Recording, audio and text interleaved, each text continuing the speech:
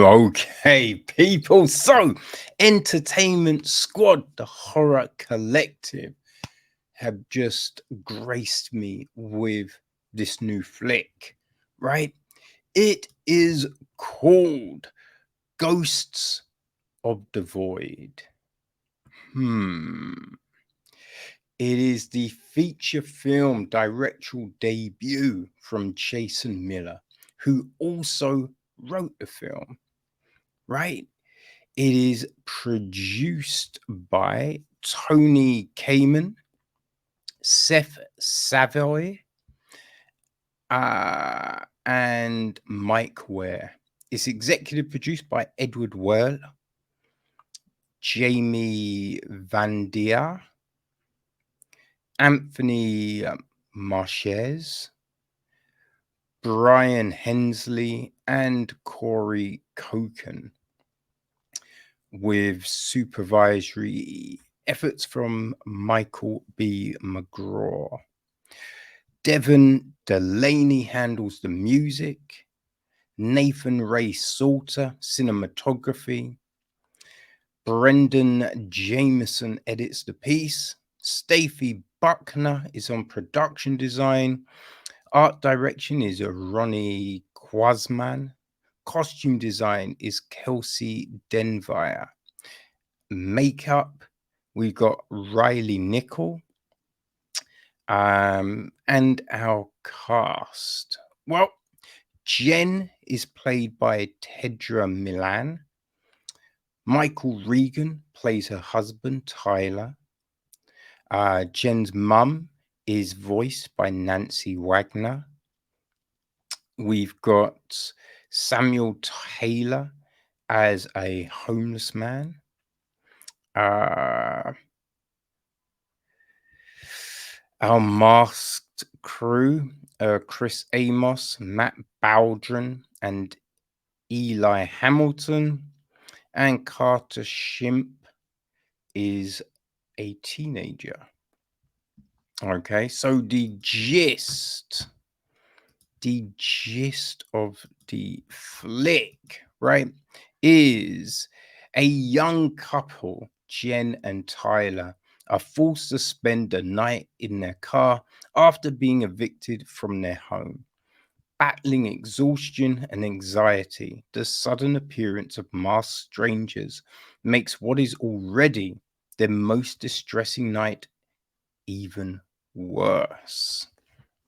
So, I mean, that's that's worrying, right? The thought of that, sleeping in your car, and then suddenly these masked crazies appear and start terrorizing you. I mean, doesn't sound fun, right? Now, it's classified as a horror, right? So when you think of the title Ghost in the Void, that could mean so many different things, right? Because when you see masked strangers, right? So yeah, ghost, criminals can be referred to as ghosts, especially people that are elusive, right? I think people coming back from war are often called ghosts, right? Because of that disconnection, not being able to assimilate back into society, for all of those kind of reasonings, sometimes the term ghost is used, right? So it definitely made me think, all right, what is the connotation of this? Are we talking, are these masked people supernatural? Like, what is going on? What is happening here? So the film actually, we open up with the couple pulling up in the parking lot. And, this is because when you first see the car, I'm like, what's on the roof? You know what I mean? Because it looks like a weird store. I'm thinking that doesn't look like a storage rack. What is that? What's on the roof? But then when they're talking, you realize it's a mattress, right? It's a mattress. Now, I will say, they don't wrap the mattress, right? I'm just like, yo, I might transport my mattress. I'm wrapping that motherfucker up because it's getting all the grime from the road and just in the air, and just that's not going on the bed until it's been steam cleaned a few times. You know what I mean? Yeah, the mattress is on, and the conversation we learn they've been evicted, right? And they're sleeping out in the car, which is like, ooh, that's that's not good, right? That's not fun. But it is interesting because, Miller, what he said was about the film is the driving force of this movie for me was to capture the anxiety and fears that so many of us experience as we struggle to find our footing in the world, and to express those feelings through my favorite genre, horror, right? Which, when you hear this conversation, yeah, that does, like, rings kind of true. You worry about those things. You understand the concern. Shaked Bernson, who owns Entertainment Squad and Horror Collective, stated horror films echo the spirit of their age. Ghosts of the Void timely arrives amidst rampant inflation and vanishing livelihoods for many, and reminds us that true terror often lies beyond the supernatural by capturing the essence of our collective fear. And I think when you hear those two statements, Ghosts of the Void really does do that, right? Because it's through these conversations that we start to learn more about Jen and Tyler and the situation that has brought them to being in the car. Like, at the beginning, I did think the conversation was a little clunky, right? But as the film goes on, I think it really finds its feet. We really do get a conversation that feels, as we learn more about these characters, right? This couple, the conversation really does start to ring true and give us a real good insight into the fabric of their situation, you know? Because we meet and everything seems great. They seem mad happy. It's just a roadblock. But they're going to get through it. You know, it kind of feels like they understand each other, and they don't want to hurt each other. There's a bit when he says something and she's just like, I don't know, and then she's like, sorry, I snapped. It wasn't really a snap, right? There was no raising of voice, maybe a little bit abrupt, but it's nothing to be like, "Ugh." But she apologizes, which then makes you feel like, yo, yeah, they got each other, man. You know what I mean? So you have that, but then it's just like, oh, how did this happen? What led to this? Right? That's what you're wondering. But as the film plays out, we get to peer behind the curtain, and that that shows us a lot.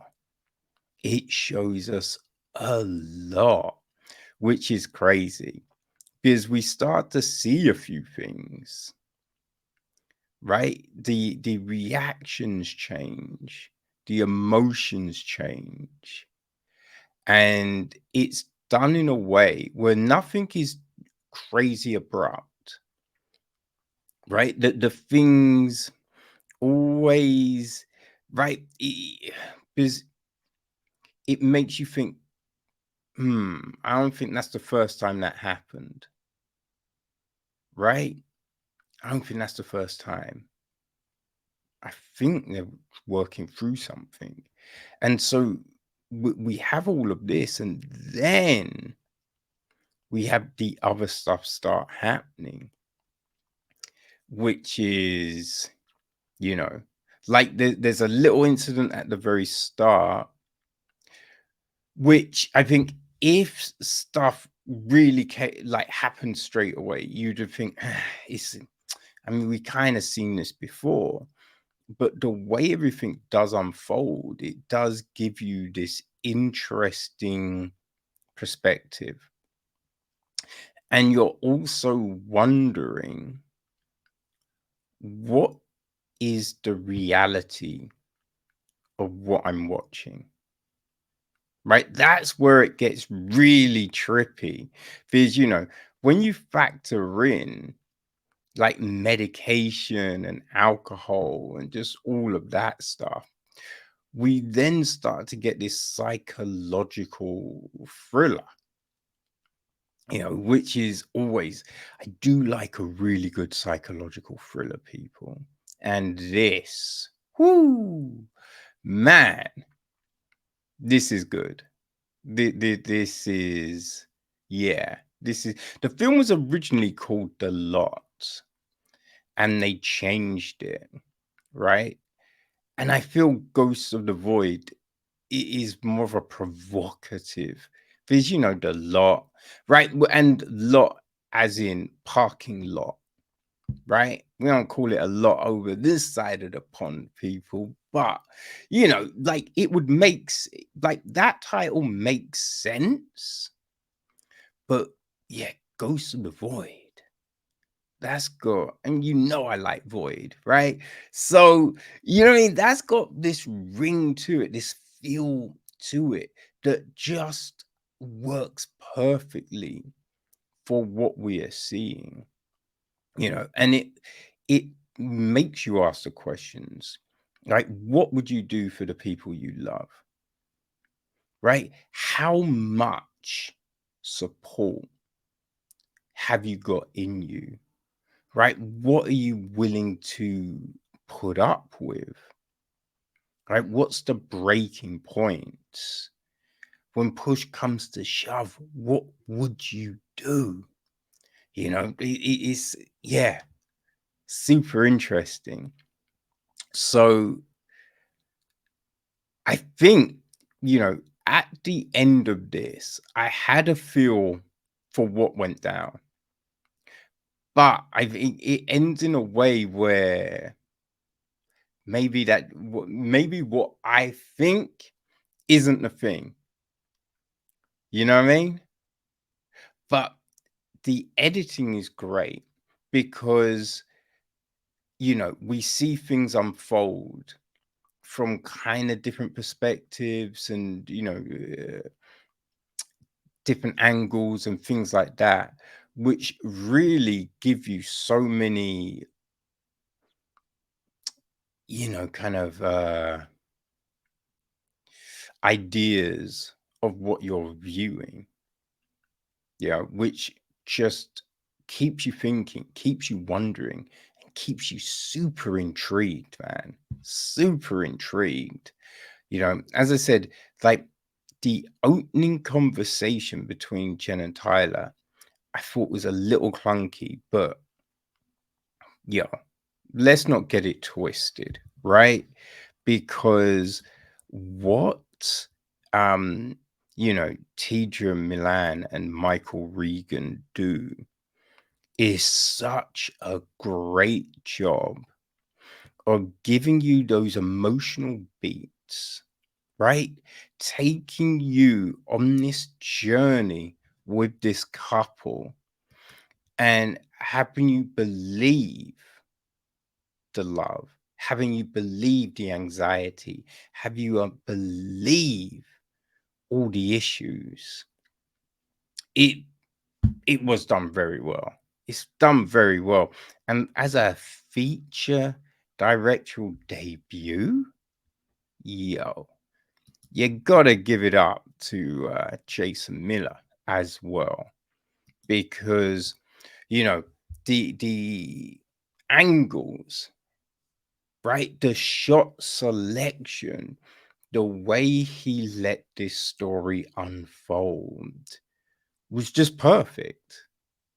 You know what I mean? It was such a fucking good job because it keeps you guessing. It keeps you grit, just grit with this, which then makes it like, of course, right? Because this film just picked up the Scariest Feature Film Prize at the 9th Annual Popcorn Frights Film Festival, which just took place. And you can definitely see how it picked that shit up. You know what I mean?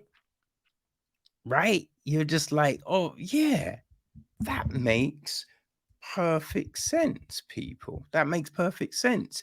It's already won a few other prizes as well. Best Picture, Los Angeles Cinematography Awards, Best Thriller at Crown Point International Film Festival, just to name a couple of the accolades coming at this joint.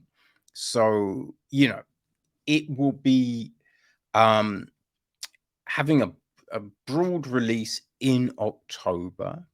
I think we will most likely be revisiting the film then, hopefully, people, with a conversation as well. We will see how it goes, but definitely this is one you want to check out, right?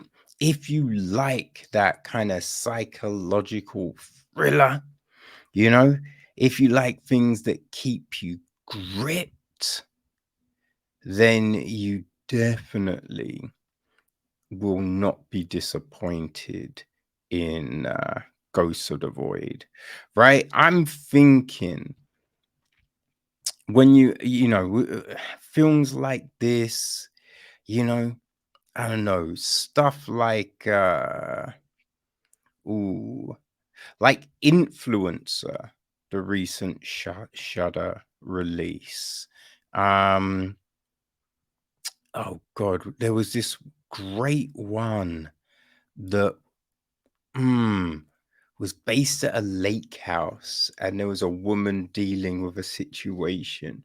And as the film, you understand what that situation, and you're just like, yo, fuck, I cannot think of the name of it though, which was dope. It was a Shudder film, came out 2 years ago, I feel. Yeah, I think it was about 2 years ago. Might have been 3, but it was Fly. But I mean, yeah, that's not necessarily that helpful to you. But hey, just if you like good storytelling, right? If you like that, if you like good stories, emotional, you know what I mean? Something that keeps you immersed, then yes, people, you will definitely be jazzed to check out Ghost of the Void. All right. And I do not throw you at anything. So yeah, check this shit out.